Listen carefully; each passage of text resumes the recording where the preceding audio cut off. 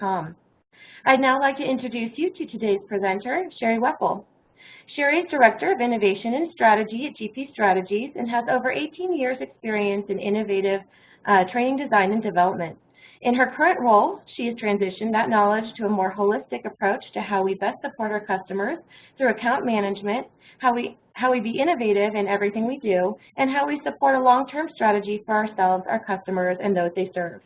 Sheri completed her MS in Learning Sciences and Technology with a focus on gaming for instruction at Lehigh University, and she's also earned an MS in Instructional Design and Development from Lehigh University and a BS in Art Education from Kutztown University. So with that, Sheri, I will go ahead and turn the presentation over to you. Thank you so much, Kayla, and thank you everybody for joining us today. So I'm going to dive right in because we do have quite a bit to cover.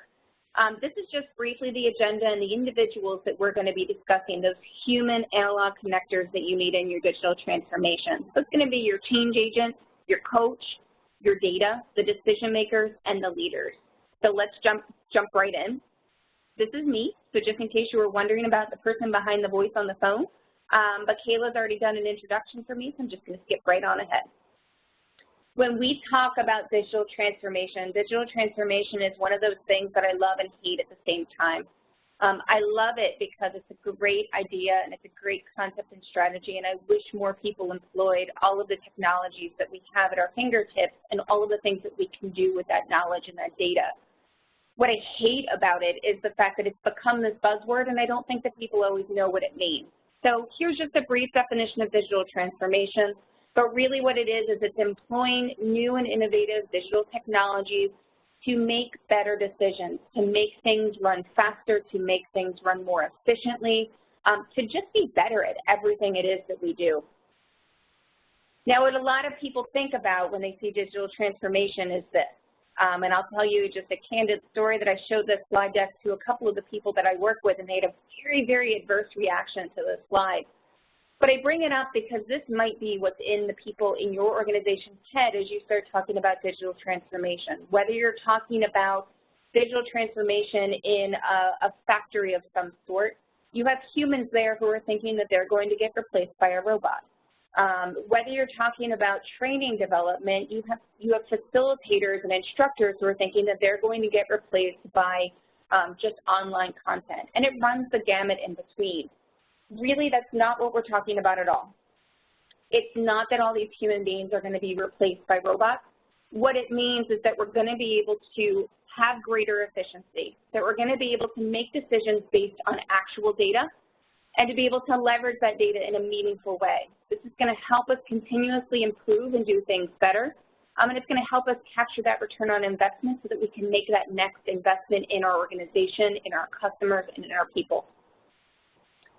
So let's dive right in with that change agent. So when we talk about the change agent, the first thing I want to talk about is that change is hard. Change is something that is very, very difficult for everybody involved. And I've often coined the phrase change fatigue, and that a lot of organizations, as you're going through a digital transformation or any kind of transformation, you will eventually get to the point where you really have change fatigue. You're simply exhausted of going through change. And that's why those change agents become incredibly important to whatever you're embarking on in your digital transformation. We're going to talk about 4 different types of change agents. We're going to talk about leadership. We're going to talk about early adopters. We're going to talk about that early majority and some trusted third parties and the critical role that each of these play. Now, recognizing the fact that I could spend 2-3 hours talking about all of the content we're going to discuss today, we're going to hit this at a pretty high level. In the blog post and in the comments and in the Q&A module, if there's a specific area that you'd love to dive into more detail in, let us know. We'd be more than happy to do some follow-up blog posts or sessions specifically on what you're interested in. As we talk about leaders, the leaders really need to provide a consistent direction. So as you go through a digital transformation, it's the leadership's job to stay on that straight and narrow. So if we've embarked on a digital transformation, then they need to make sure that they're just making every decision based on data, that they're developing digital strategies, and they don't let anybody backpedal or kind of hit the reverse button and go back to the old way of doing things. So they really need to lead by example. They really need to be that light post, you know, that lighthouse for your organization of how we're going to operate in this new environment. Those early adopters become critical as well because you're going to need support. Your leadership is going to need support. Anybody who's involved in the organization is going to need support. So your early adopters are the ones who are a lot more patient than most. They're going to be able to test solutions and provide feedback. They're going to give you the straight talk. They're going to say the things that most people don't say. But they're also going to give you some real-life scenarios and help you figure out what your best approach is going to be. And then they're actually going to be able to help you with adoption and getting everybody else on board. The next thing that you want to focus on is that early majority. So those are the individuals that once you get the bulk of people on board, they're going to provide that consistency that everybody is doing things the same way, whether it be leveraging a new system, whether it be leveraging data and making decisions a certain way. Everybody needs to be on board and everybody needs to be a part of that new strategy. They're also going to be the ones who are going to alert you to anybody who's not compliant or anybody who kind of goes back to the old way of doing things, because you're going to need to address that for consistency's sake. And one of the often forgotten people from a change agent perspective is trusted third parties. That helps those individuals that we just talked about who might not believe that this is the best approach. They might not believe that there's systems out there and analytics that can help you make better decisions. They might believe that gut instinct is still the way to go. Those trusted third parties might be some of the competition. It might be somebody in a different sort of industry who can tell you how it's worked for them. You know, case studies that involve return on investment, straight talk about potential pitfalls, but those trusted third parties become an integral part of your change approach as well. Now let's talk about the coach. So once we've talked about the change agents and we've embarked on our change, we're going to need somebody to coach us along that process. So we're going to need to have somebody put in to be the coach, and that's going to be in a lot of different scenarios. But coaches are really those who are going to be there to support on the day-to-day. They're going to be there when the going gets tough. They're going to go when things don't seem to be quite going right. That coach is going to be there. We use the term coach because it's something we're comfortable with in a sports metaphor sort of way, but it's going to have different names and different ideas behind it. So that coach might be a leader. That coach might be an expert. That coach might be some peer mentors, or the coach might be facilitators and training solutions. So again, your leaders, as we continue down that process, we've already said that they're going to be that light coach that everybody's going to be following, that, you know, that really is setting the tone for the organization and providing that consistency. That also means from a coaching perspective, they're going to be providing communication. They're going to be letting people know when they're doing things right. They're going to be supporting their next level leadership on the changes and why the changes are important, because they might not believe in them. You know, we'd love to think that everybody's going to be on board when we go through a systematic change like that, any kind of a transformation inside of an organization, but the fact of the matter is you're always going to have people who just don't quite believe it. It's leadership's responsibility to support those individuals and reinforce why we're doing it. And it really does take time, and it takes consistent communication. That communication can never back off. It can never go away. And I think that's one of the critical pitfalls that happens for leaders is they'll communicate for the first couple of months, and then it just kind of vanishes. That consistency needs to be there, and it needs to be there for the long term until that, whatever that change is that you've embarked on, becomes a reality and it becomes your new normal. We also need to think about experts. So experts can be used to support a message. They can answer those really tricky or difficult questions. They can help you interpret the data that you're getting. So whether that data is the effectiveness of a piece of equipment, whether that's your mean time between failures, whether that's the success of somebody on a learning module, whether that's your plant performance, all of that different kind of data needs to be analyzed, and you may call in experts to help you kind of craft that strategy of how you're going to analyze the data, but also interpret the results that you get. You're also going to think about peer mentorship, especially as people's jobs are changing. So we did talk about in the beginning that it's not like we're replacing all of our humans with robots, but people's jobs do have a tendency to change. Particularly in a manufacturing environment, you might have done a lot of maintenance where once you have a digital transformation, you're able to better monitor your equipment. You might not have to do as much maintenance. You can be much more predictive in it.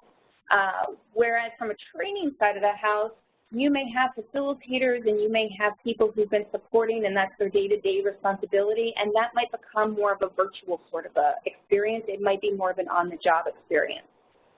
Peer mentors are going to provide that one-on-one structure. They're going to be those ones who are there to support them every day as they go through.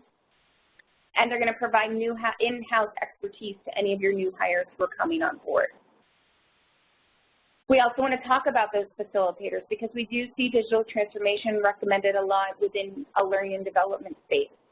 So we hear about MOOCs and we hear about all sorts of online ways of experiencing content and going through a learner journey. Those facilitators are critical to that. It's not about just assigning content and making sure that people take all of the courses and checking all the checkboxes. We need somebody who's going to be there to continue the dialogue with them, continue the conversation, provide answers, kind of challenge them and challenge their thinking. Experts come into play a lot in this space as well. We also want to think about the data. So as we think about data, this is one of those buzzwords that everybody talks about big data. They talk about big data and all of the data that you can accumulate. And it's almost a hoarding sort of a situation where we're just trying to capture all of the data that we can possibly have. We don't always think about that right. You know, we don't always think about the quality of the data that we're ingesting. We don't always think about what we're going to wind up doing with the data once we have it.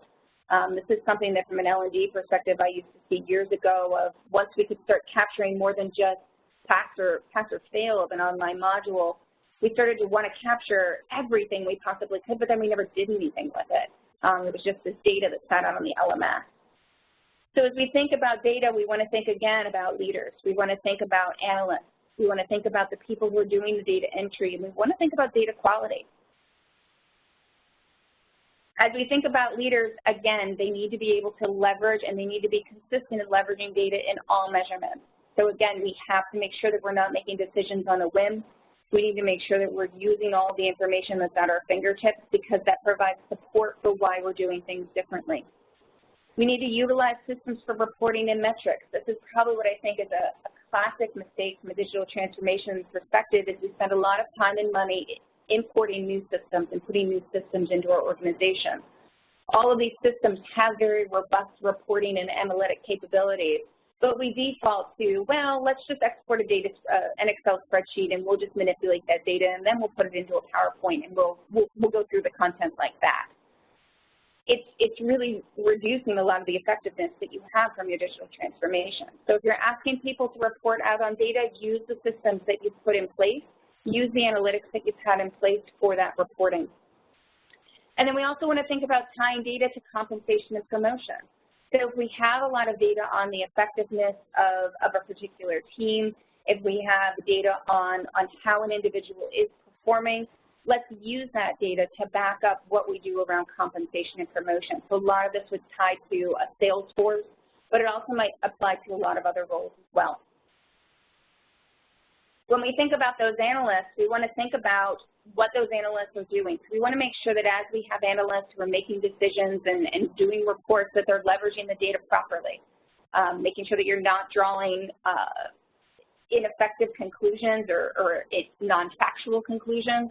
We want to make sure that we're building dashboards so that we can automate those results. A spreadsheet is great and charts and graphs are great, but they're only great in that moment in which they were created. Live dashboards that have also historical measures to them are much better because it's going to give you a more robust, a more up-to-date look at things. And then you want to make sure that you make those dashboards available. Don't hoard that data. Don't hoard that analytics. Make it available to everyone so that everybody can see how we're performing and how we might do better. You never know when the next good idea is going to come from. Next, we want to talk about data entry. From a data entry perspective, we have a habit also, a lot of these systems that we're talking about can do manual bulk import. And I'm going to go back to a statement that I think we've all been familiar with, which is the garbage in, garbage out. If you have a system that you're looking to input data into and you just import whatever you have and you don't think about data quality, it becomes a monstrosity for you to clean later. You wind up drawing, again, inaccurate conclusions because your data isn't clean, because your data isn't accurate, or because your data isn't something that can be compared to the other data in the system. So you want to think carefully about how you're setting up a system, how you're mapping any kind of data, and how you're getting that data into the system. And then once you do have your data, quality assurance becomes critically important. There's a lot of different systems out there where you might have duplicate records. Those duplicate records can cause incredible amounts of trouble. You want to make sure that your data is pure, you want to make sure that it's periodically validated, and you want to make sure that it's maintained so that you're always making the best decisions based on very accurate information. And then we want to talk about the decision maker. So again, the whole point behind a digital transformation is to make better decisions. It's so that we can do continuous improvement based on accuracy, based on what is actually going on inside of our facilities and inside our organizations, not what we just read in an article last week, not what works for somebody else, but what's actually going to work for us. So we want to focus on the facts. You have all of this data at your fingertips now. Let's make sure that we're using it to make good decisions. So that's going to focus on our leaders. It's going to focus on the people that we consult as we make decisions. It's going to focus on the people who need to be informed of decisions that are made. And it's on people who are advised as we're making decisions. So let's focus on those 4 roles. So again, and I know you're probably sick of me hearing it at this point, but as a leader, make sure you're leveraging that data.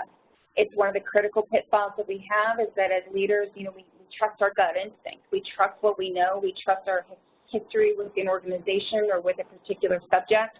And so we have a tendency to fall back to that. But now that you have this rich data, now that you have all this information, make sure that you're using it and make sure that you're identifying other data that might need to be collected. So a lot of market industry or market analysis data can also be incredibly helpful to kind of benchmark yourself as to how you're performing. We want to also think about the people who we're consulting. So if we're consulting an individual and we're asking somebody's opinion, then it's their responsibility to use data as well.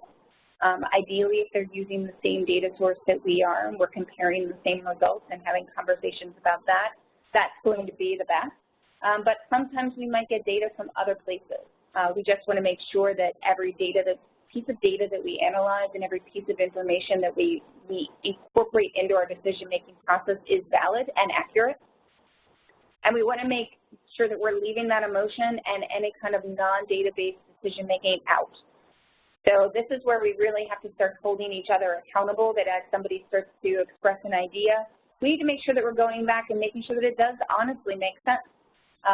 You know, gut instinct does. I'm not going to say it doesn't still have a place in our world. It definitely does. You know, there's certain times in which our gut instinct is going to speak much louder than anything else. But we can use data to reinforce that instinct. We can use data to confirm that instinct, and then we can move forward from there. We also want to think about those that we're informing.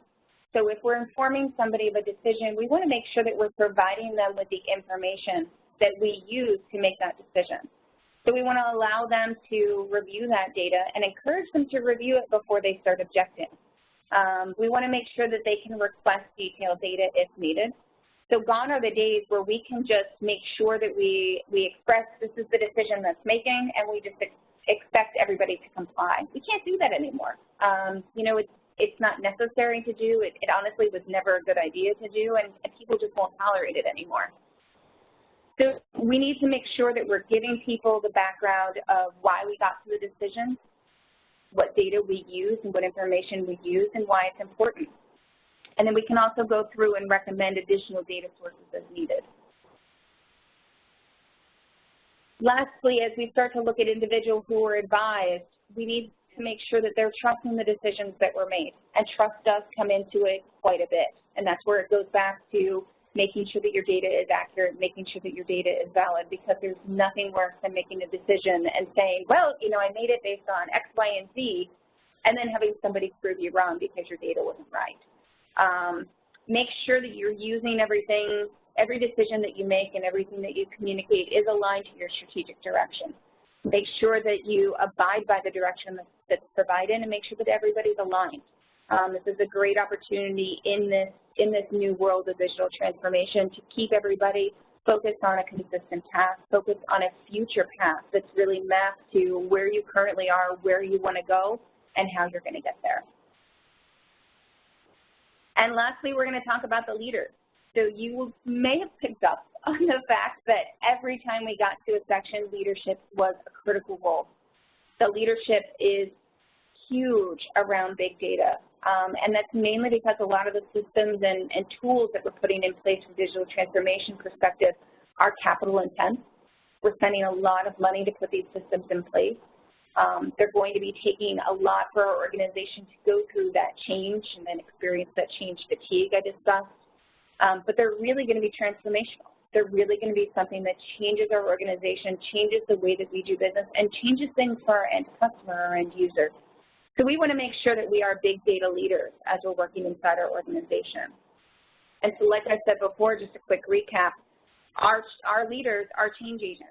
They're the ones who are that guidepost for all of us to how we're going to change in the direction that we need to go. They're going to be those coaches, and they come in a lot of different formats. And a leader doesn't have to be a CEO, a CFO, anybody in the C-suite. It doesn't have to be anybody with a vice president or president title, and anybody can be a leader. All of those early adopters that we talked about, those are leaders. Any of the facilitators or people who are providing structure to a learning program, those are leaders. So those are the coaches, you know, anybody who's governing that data and making sure that that data is in the format that it's supposed to be in, and that everybody is abiding by the rules and the code of conduct for how we operate within any of these systems. And the leaders are the decision makers, making sure that we're making the right decisions, making sure that we're consistently monitoring any decision that we make, looking back at that data and making sure it's making the changes we were looking for, and it's not adjusting accordingly. So just because we choose a path, that's one of the great parts about all of these new dashboards and analytics that we're able to get at our fingertips, is we're able to monitor much quicker if things aren't working, and we're able to make those course corrections. So it's one of the greatest benefits that we do have to offer. So at this point, I did leave enough time for Q&A, so I will turn this back over to Kayla. Yes, thank you, Sheri, for that great discussion. It is very clear that people are critical to a successful digital transformation. So we have a few minutes left, so just as a reminder, if you have a question for Sheri, be sure to enter that into the Q&A module at this time. We did cover a lot over the last 20 minutes or so, and there's still more that we could discuss, so we encourage you to continue the conversation with Sheri beyond today's session. Her contact information is available in today's slide deck. Sheri, if you go ahead and flip it to that last slide so everyone can see your contact info. Just realized your contact info is not on there. Well, I'll make sure that it's in the email so that everybody can contact Sheri if they need to. And as always, we have the recording up on the website, and this will be emailed to everybody on this call within the next 48 hours. So we'll go ahead and dive into the Q&A. There are some questions that came in. Out of all the roles that you mentioned, Sheri, obviously leadership was the one that you mentioned the most. Is there another one that is also very critical to a successful digital transformation? I would have to say, yeah, I mean, I would have to say it would have to come down to data. So whoever is actually putting the data into the system, whoever is analyzing the data, that's the role that becomes critical, because those are the individuals who are responsible for all of the information that we're using to make our decisions, to choose our path forward. So if you have anybody who doesn't really have an attention to detail, if you're just doing mass importing and then comparing data from unequal data sets, if you're just kind of sloppy in how you do things, then you're really not going to be making the right decisions, because you have no way of knowing how accurate what you're looking at is. So the people who not only design your data strategy of what data you want to take a look at and what data you want to measure, but then how you're actually going to use it and how it gets into the system, I think, are your most critical paths. So, yeah, so true. So going over all of this and everything that you went through today, who should be focusing on these elements and these roles that were discussed? Is it the software companies, the company that's undergoing the digital transformation? Is it the training team? Can you dive a little bit into that? Sure. So, I mean, that was actually a question that I got earlier last week of who's responsible for the people. And the problem is that honestly, everybody's responsible for the people. And it's something that we don't often remember. You know, we think about big data, and anything that I'm seeing from a digital transformation really focuses on, you know, the technology and the Internet of Things and the data and the analytics. And what you rarely see is the people. You know, the people inside the organization, the processes that they're going to be going through, and how those processes can be improved. a lot of the information that's out there focuses strictly on that technology. So I would encourage anybody who is going through any kind of digital transformation to really think about and take pause and think about those people. Think about the fact that change is hard. Think about the emotions. I work with mostly engineers in my current role, and so we sometimes have conversations about how people have feelings. And we forget sometimes that people have feelings. We forget that people can have a lot of real fears as these technologies and changes are going on in their organization, for fear of being left behind, for fear of being replaced. So we need to validate those fears, and we need to help them through what they're thinking, and reassure them that they have a new place in the organization. They might be doing different things. They might be more effective, and they might be doing less tactical labor, and doing things that are more strategic in nature, because we can just act faster and better and more efficient. Well, we certainly covered a lot, and it doesn't look like we have any more questions coming through, so we'll go ahead and start wrapping things up. I do want to say thank you again to today's speaker, Sheri Weppel, and thanks to everyone who attended for your time and attention. We do hope that you'll join us again for more webinars. Our upcoming topics are driving innovation from within. We also have another webinar. This will be an on-demand, download at your leisure recording on converting Flash to HTML5. And then in August, we'll have a session on organizational change management. Registration's available at gpstrategies.com under webinars. I wish everyone on the call a wonderful and productive rest of your day. Thank you.